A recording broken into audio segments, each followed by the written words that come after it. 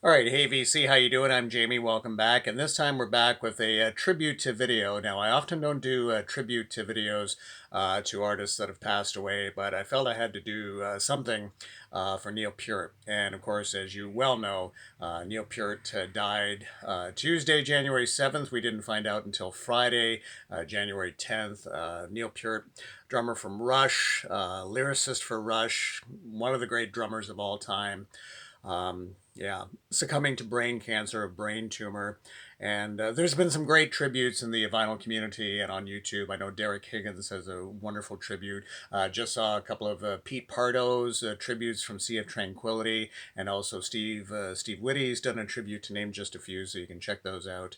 Certainly for me, I think now, having been able to digest the information over the course of the weekend, it's just that we didn't see this one coming. I mean, we knew that Neil Peart went into retirement following the Rush 40th anniversary tour back in 2015. We knew he had some arthritic issues and whatnot, and wasn't able to drum to his level, and continue on the level that he expects. So I mean, we understood that in terms of his retirement from Rush, but didn't know anything about the brain cancer, the brain tumor, and I was kind of unplugged that Friday afternoon. Usually, I'm plugged into the internet and everything that's going on, but it was my wife who told me on Friday. I was picking her up at work, and she said, "Sorry to hear about Neil Peart," and I was like, "What?"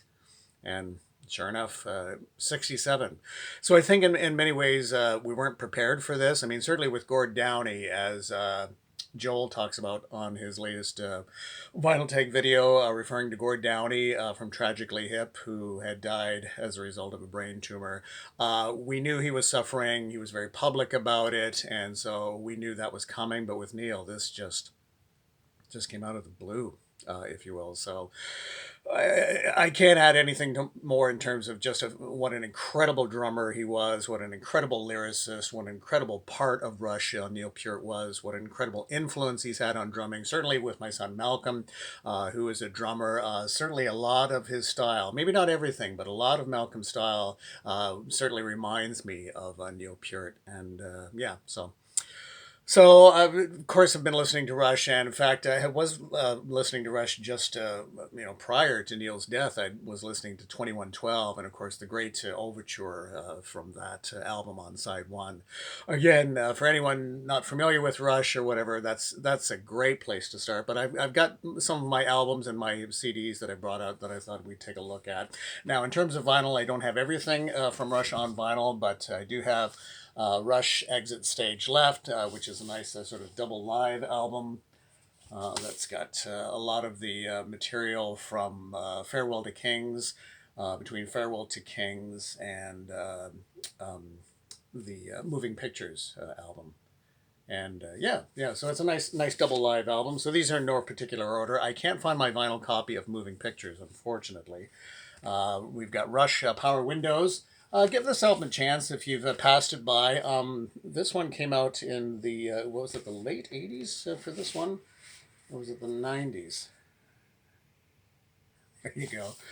And yeah, so I mean, big money, grand designs, Manhattan Project, nice album overall. This came out in 1985.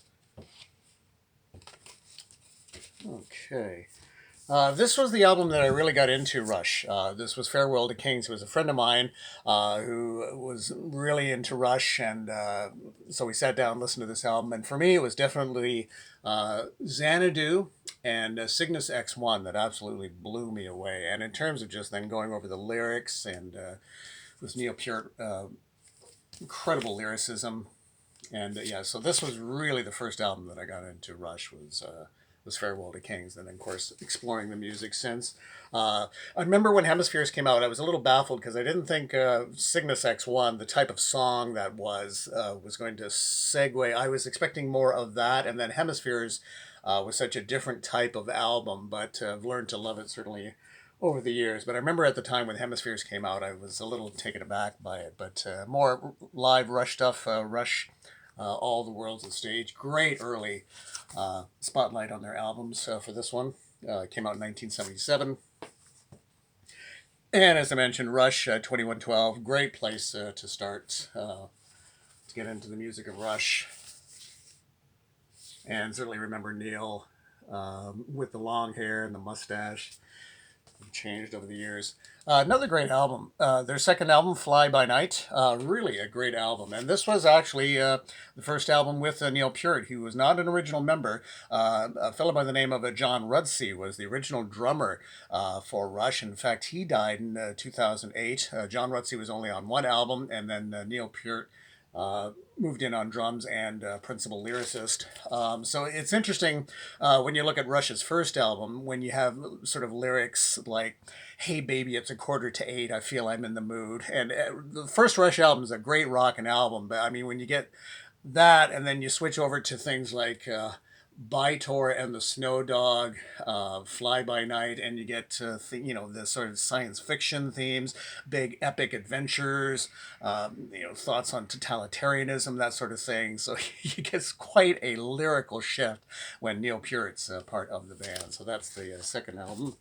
And love this album when it came out. Rush, Permanent Waves, title track, Spirit of the Radio, Jacob's Ladder, nice big long track. I think this is an absolutely terrific album.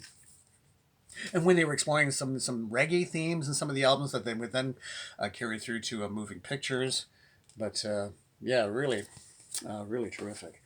And another Rush album that I really loved was Rush Signals. I still think Subdivisions is an absolutely terrific song, and had one of their fairly big singles was New World Man, which was I think one of the last songs because they needed a little bit more, needed another song to complete the album and kind of put that one together, and turned out to be a fairly big hit single.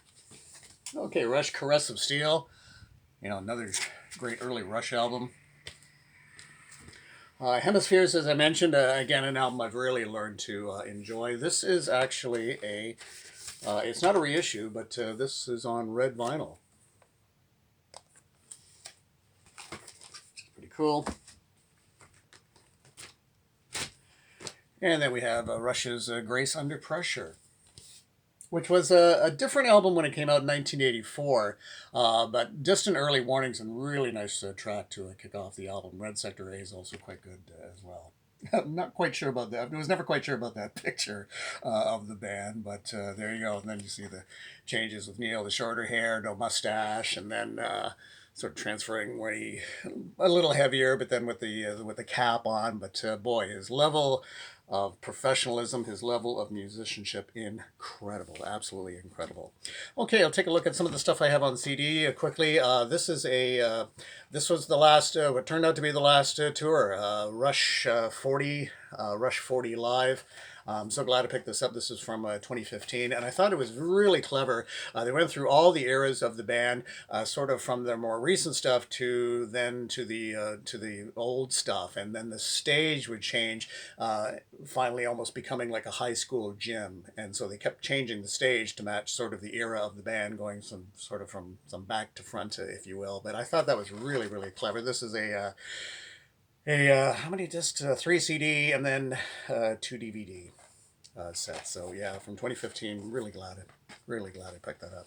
Okay, and what else we got? And so this is the first Rush album, and then this features original drummer John Rutsey. There, as I mentioned, he passed away in 2008. And yeah, but a great album, and I'm so pleased for a band like Rush. Like, their music really changed, really evolved from this, but they would still keep doing tracks like Working Man and Finding My Way and In the Mood in concert. So I always thought that was great. Sometimes it's distressing when bands won't do any of their early stuff, or only will do it as kind of a quick medley, whereas Rush always kept doing the old tracks too. Okay, the album actually I've been listening to a fair bit since Neil's passing has been Rush Presto, particularly Show Don't Tell. The opening of that track, if you're not familiar with it, put it on. It's just some really good playing, and the song The Pass is just a beautiful song. Okay. Certainly an odd album. This was when Rush was kind of getting a little bit more into the pop. There's some really nice songs in here. Time Stands Still is still a nice song to listen to. But I forgot Second Nature on here is a really nice track. But this was really when Rush was kind of almost getting into the pop kind of thing, or exploring that, if you will.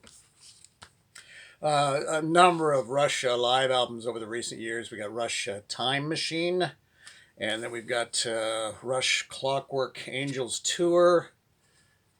These are 3 CD sets, and then we have the big Rush in Rio, which I believe has just recently been reissued on vinyl. This is big. This is Rush playing in Rio, and it's a it's a big production.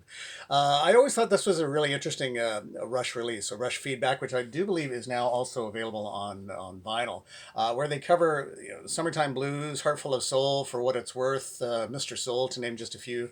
Talking about the early influences. So I thought that was a really neat project for Rush. Other stuff includes we've got Rush Counterparts, Rush Vapor Trails, which I wasn't thrilled of when it first came out, and this was certainly in the era of sort of the noise wars. And as the band fully admitted, this album, as they said, was overcooked, or not exactly overproduced, but the digital or the noise levels were too much. And so they did do a reissue of this. I have a burn of it in terms of Rush Vapor Trails remixed, and it sounds much better than this original copy. There's also Rush Different Stages Live. As I said, I can't find my vinyl copy of Rush Moving Pictures, but certainly been listening to this. And again, YYZ. Wow, what a track. I mean, just an amazing instrumental. And I do have a few Rush stuff that I've burned. I have Clockwork Angels, Show of Hands, and I also have Snakes and Arrows, and Rush Working Men in terms of a few burn discs, although I don't really like to talk about or feature burn discs, that sort of thing. But certainly hearing about Neil Peart's passing, I did pick up Rush Wandering the Face of the Earth, the official touring history, 1968 to 2015. I haven't even cracked it open yet. I just picked this up. I saw it in my local bookshop before Christmas, and I was thinking about it, and then hearing of Neil's passing, I said, I have to pick this up. So this will probably have some. I've only seen Rush one time. I only saw Rush one time. It was in London, Ontario for the Moving Pictures tour. I think I've talked about it, and I have no idea who the opening act was because we were fairly late arriving to the concert. We arrived in time for Rush, but I have no idea who opened up for them. This was Moving Pictures. It was a great concert. It was kind of late fall when we went to see them, so the weather was a nice traveling down. It took further because we had to pick up different guys that were all going, and living out in sort of the rural southwestern Ontario, so picking people up at different farms and things like that. We finally got there, and then driving back, and then it was a snowstorm driving back, and it was that type of snow that like you're in the Star Wars movie where the stars are coming at you. That's the way the snow was when we were driving home. It was just one of those strange nights, but. Yeah, I only saw Rush one time in concert. So yeah, I've picked up this book. So really looking forward to getting into that. Okay, but yeah. Other than that, I'd like to leave you with the words of Neil Peart. This is taken from Rush, Grace Under Pressure. And I did think of the lines from this song when hearing of his passing. The song After Image. Suddenly you were gone from all the lives you left your mark upon. Tried to believe, but you know it's no good. This is something that just can't be understood. I learned your love for life. I feel the way that you would. I feel your presence, I remember. I feel the way you would. This just can't be understood. Rest in peace, Neil Peart. Thanks very much.